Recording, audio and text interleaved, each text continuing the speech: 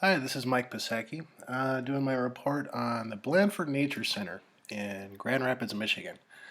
Now, I want to apologize ahead of time. This is my first time doing a screen recording. It's also the first time doing it with a Mac, so if there's any glitches, I just want to apologize in advance.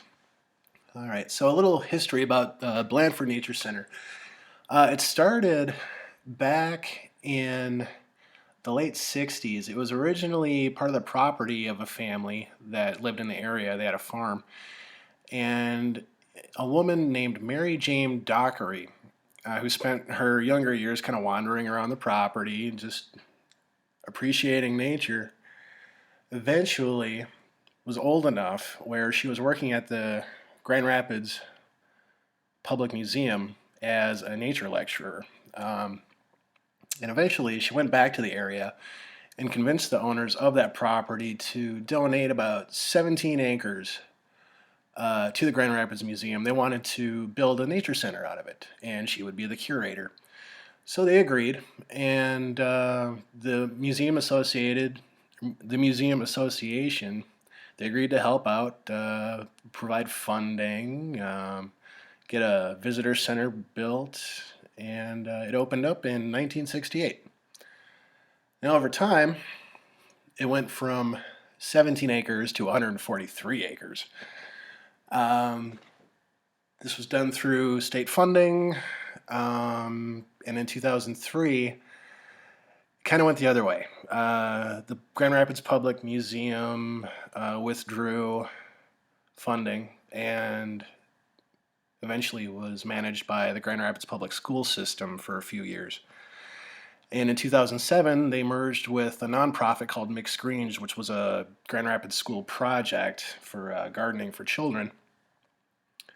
And they were able to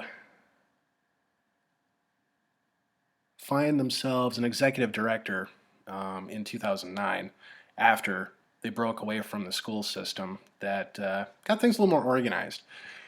They were more in touch with the community, they got more people involved, they're thriving, they're a charitable nonprofit now, and they're run by annual memberships from people who choose to do so.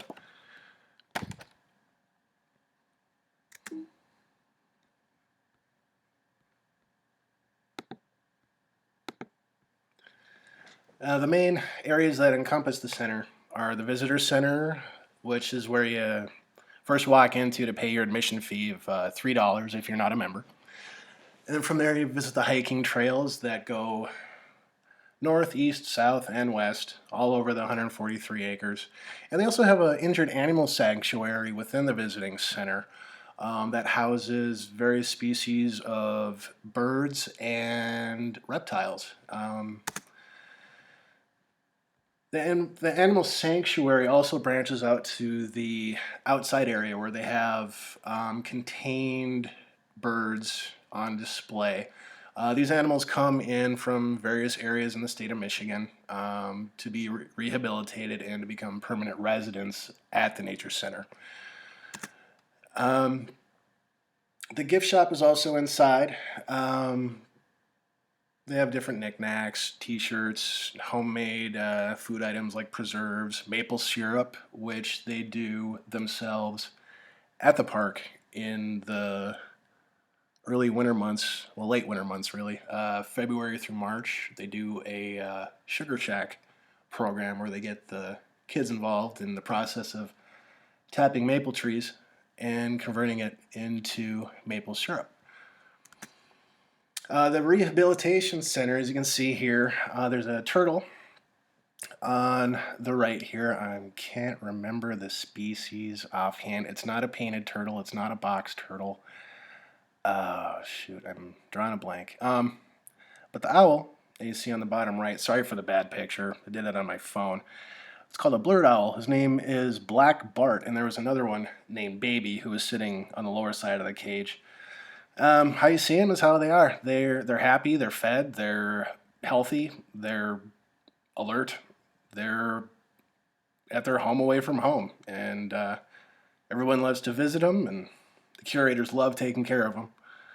And also in the outside areas that I mentioned before by the trails, They also have a red hawk that was rehabilitated, as well as a turkey vulture, which are both found in Michigan area. The on-site facilities have a lot to do with the various programs that they have throughout the year. The first one is called the Star School Building. If you see on the picture on the right there, there's a star on the front side of the building there. And it was originally built in 1853, and it was moved to Blandford in '72, and then it was restored afterwards. Supposedly everything but the roof, the paint, and the windows, and some of the ventilation is all original. You walk inside, it's a wide open hardwood floor, old time desks. They have an old wood burning furnace in there. Everything in there is authentic and from the time period. Usually they use it as just a visiting center where kids will come in. It's where they start. They walk into the school, everyone takes a seat, and the guest comes in and lets them know what they're going to be doing for the day, and they go from there. The sugar house. This is what I was talking about before when they're making maple syrup. This is where it takes place. They have a hydrometer, an evaporation system, plenty of wood for the fire. There's stacks and stacks and stacks of woods. And this all kind of goes with the whole idea of what they're all about.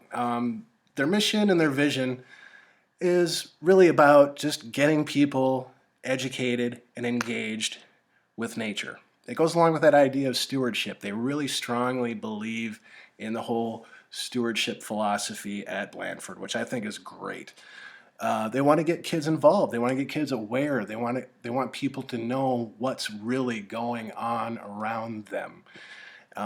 Finding out about native species, finding out about invasive species, about the different habitats in the area, the wetlands, the forest areas, everything else. It's a great place to learn a little bit about local nature.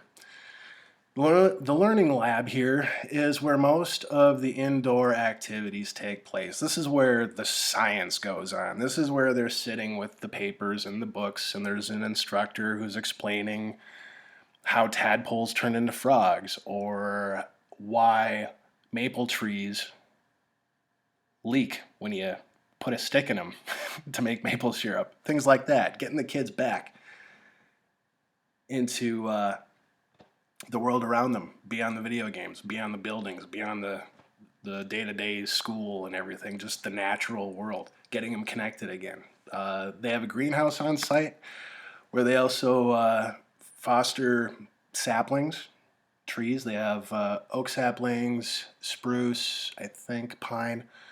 There wasn't anything going on there at the time when I visited. It was empty. They were just starting to get things set up there. But they said typically this is where they store young juvenile plants who are going to be used in a project later on by the community or the students, whether it's planting a tree or monitoring, tadpoles that they caught in the stream as they grow into mature frogs, things like that.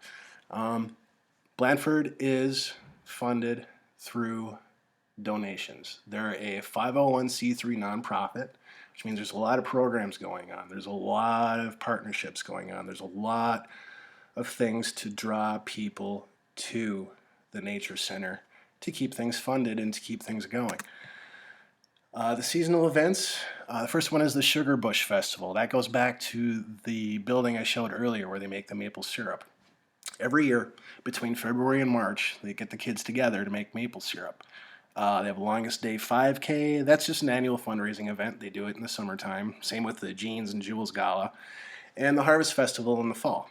It has a lot to do with bringing people together, getting people to get involved in a share program that they have with local farming. Getting produce, you get your share of the crops at the end of the year, and the Harvest Festival is when everybody gets together and celebrates what they did for the year, what they accomplished, and what they're going to do in the winter months.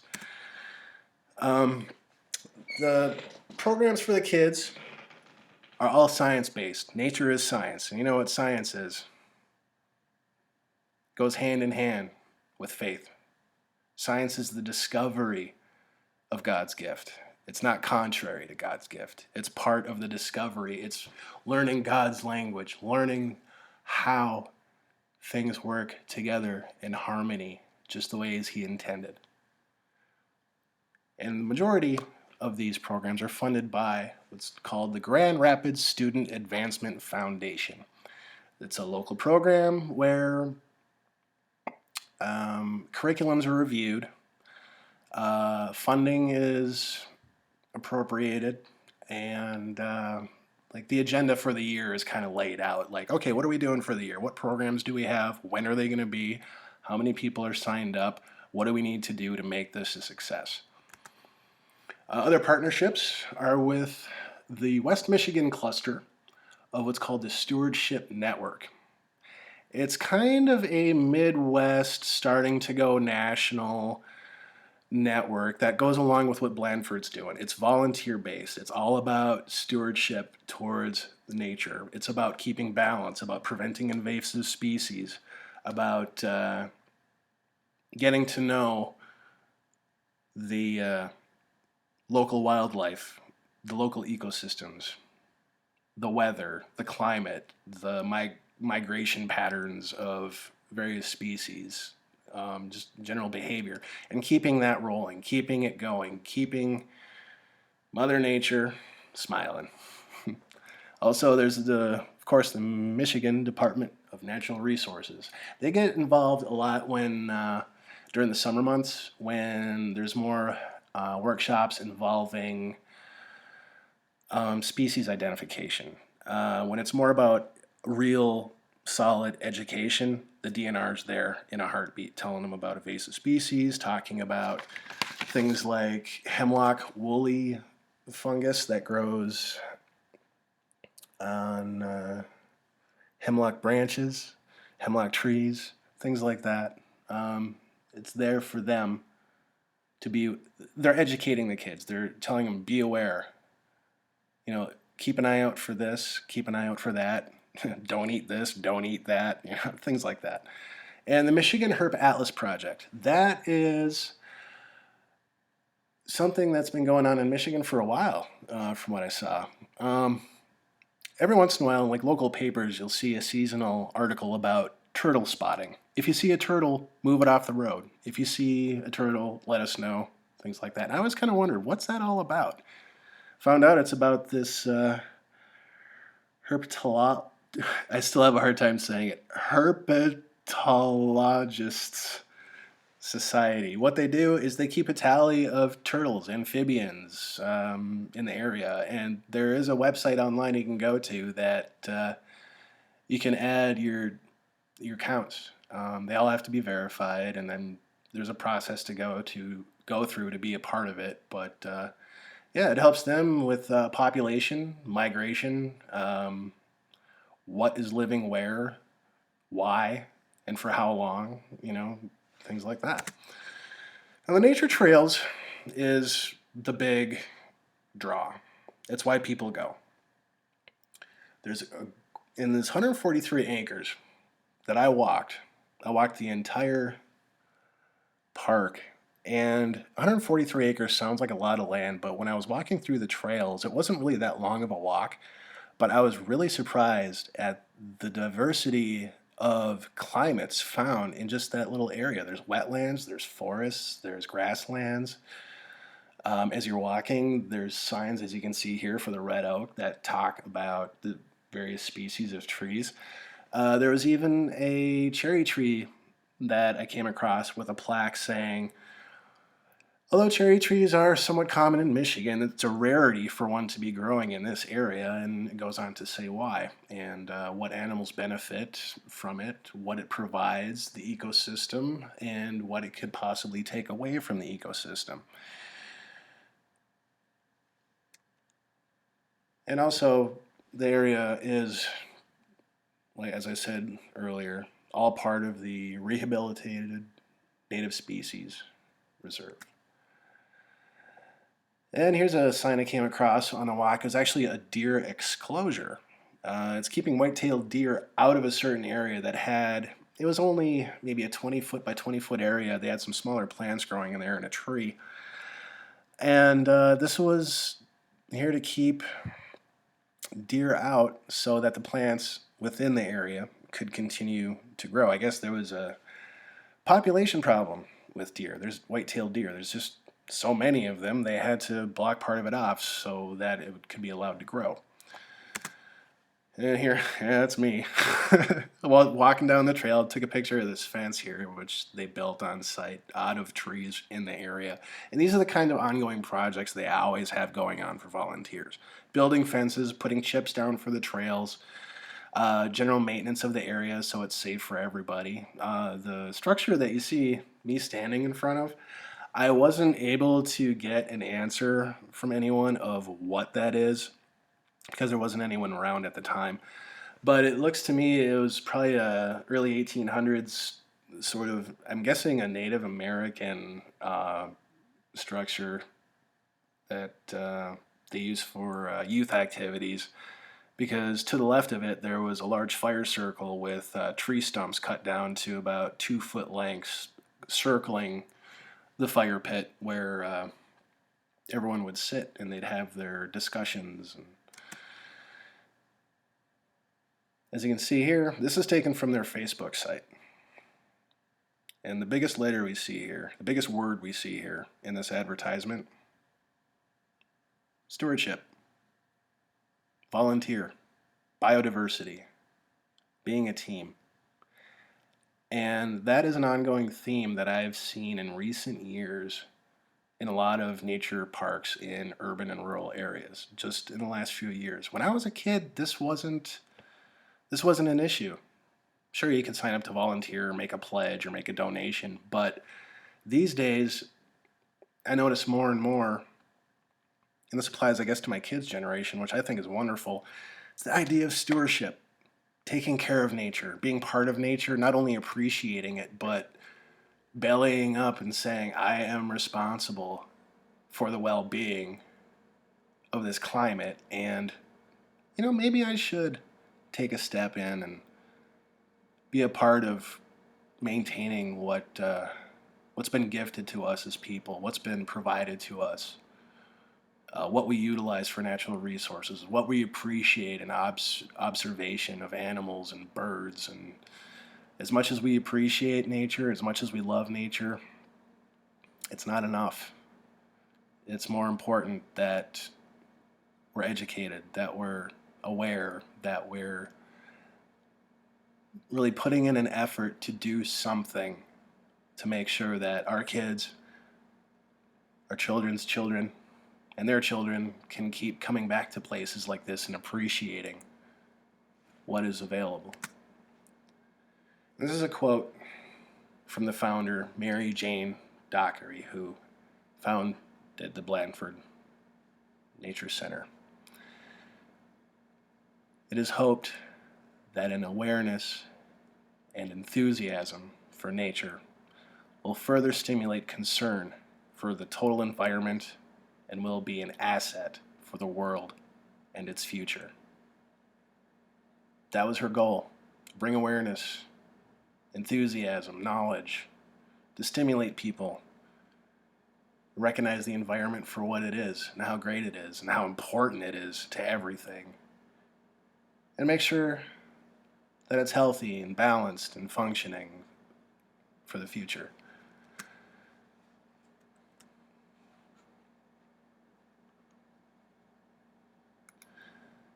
And that is the conclusion of my presentation. I had a great time visiting the place. I suggest if you have kids or you just want to take some time, take a couple hours and go for a walk, definitely check it out. Get involved. I mean, I went in there not knowing what to expect. I walked out of there not wanting to leave. I felt relaxed. I felt rejuvenated. I felt a little more healthy. It was just a really good feeling. And I'm hoping that places like that will continue to flourish so that we can continue to have those same experiences. Thank you for your time. Have yourself a good day.